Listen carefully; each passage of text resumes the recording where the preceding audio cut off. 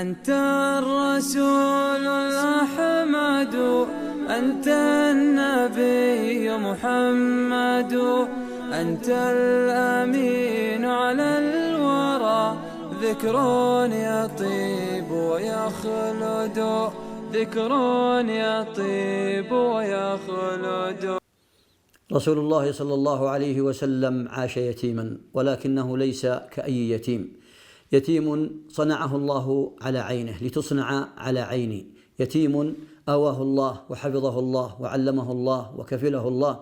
ألم يجدك يتيما فآوى. عاش عليه الصلاة والسلام لم يرى أباه، لأن أباه توفي وأمه حامل به في أشهر، وحينما وضعته تجلت قدرة الله سبحانه وتعالى وحفظه لهذا اليتيم، فتقول أمه: خرج منها نورا ترى قصور الشام.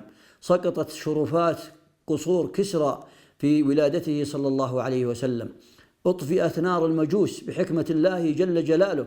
وفي هذا شيء عظيم يدل على كفالة الله لهذا اليتيم عليه الصلاة والسلام. نعم، عاش يتيما بأبي هو وأمي صلى الله عليه وسلم، ولكن لحكمة أرادها الله سبحانه وتعالى، لكي يهيئه، لكي يخرج الناس من الظلمات إلى النور بإذنه سبحانه وتعالى، لكي يتحمل هذه الرسالة العظيمة، لكي يتحمل هذا الكتاب العظيم الذي أنزله الله سبحانه وتعالى عليه. نعم، لقد عاش عليه الصلاة والسلام ولم يستمتع بحضن أمه ولا بحليب أمه ولا بحنانها. حينما وضعت به في أشهر أخذ إلى بني سعد بعيدا عن أمه، يتيما من الأب ويتيما من الأم، ولكنه برعاية الله وتحت نظر الله سبحانه وتعالى. فلما بلغ 2 في بني سعد أراد الله جل وعلا أن يحقق هذه المعجزة له عليه الصلاة والسلام، فيرسل الملائكة فتشق صدره، ثم ينزع منه سهم الشيطان من صدر النبي صلى الله عليه وسلم ويهيأ لهذا الأمر. حينما عاد إلى أمه في 4 سنوات لم يستمتع كثيرا بالبقاء معها، ولكنها أخذته لكي يزور والده في المدينة، فلما عادوا توفيت في الأبواء ولم يبق معه إلا بركة. هذا اليتم الذي لحقه صلى الله عليه وسلم لم يؤثر عليه الصلاة والسلام، وإنما هي تهيئة من الله جل في علاه لهذا اليتيم بأبي هو وأمي صلى الله عليه وسلم. فحينما عاد مع جده وكفله جده، وما لبث إلا سنوات قليلة ثم توفي جده، فأسنده إلى عمه، وكان عمه كثير الأبناء قليل المال، ليس هناك شيء، فكان يرعى الأغنام على قراريط لأهل مكة.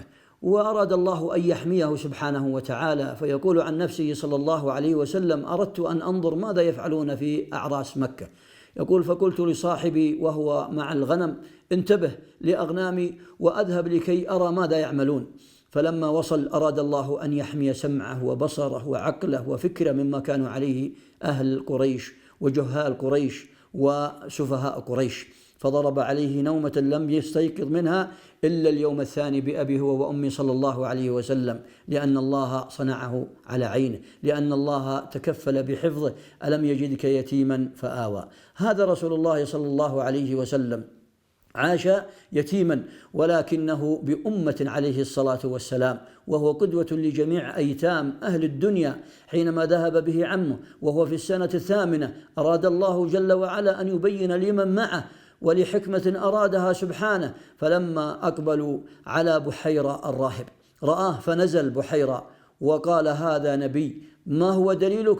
قال: حينما أقبلتم ما بقي شجر ولا حجر إلا سجد، ولا يسجد إلا لنبي، وهو يتيم في 8 من عمره. أراد الله أن يصنعه على عينه، فصلى الله وسلم عليك يا رسول الله. أنت الرسول الأحمد، أنت النبي محمد، أنت الأمين على الورى، ذكر يطيب ويخلد، ذكر يطيب ويخلد.